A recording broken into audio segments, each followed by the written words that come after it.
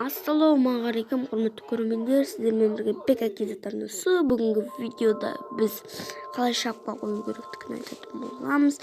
Ендеше видеоға кеттік. Достар, ең алдымен Chromeға кіреміз. Достар, сіздерде Chromeға кірілмей жатса, нөмірді тері деп атса, мен бір баланың ссылкасын қалдырып кетемін, достар. Сол балаға көрсеңдер болады. Бала емес енді аға.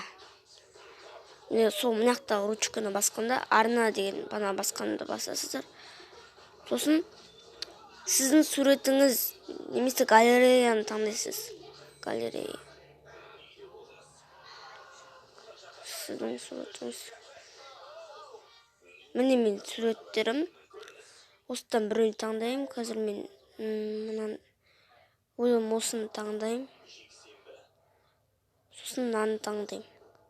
Достар, бұның размері описаниеда болады. Шапканың размері. Сосын таңдау дегенді басамыз.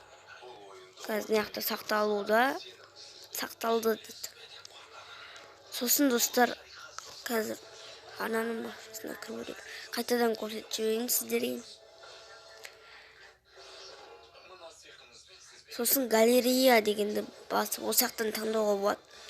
Бірақ мынаяқта өзіңіздің каналыңыздың аты жазып тұрмайды. Сондықтан өзіңіз Pixellab немесе PixArt деген программалардан істесеңіздер болады. Достар, видеоны болса лайк басып кетеміз. Пока-пока, чао.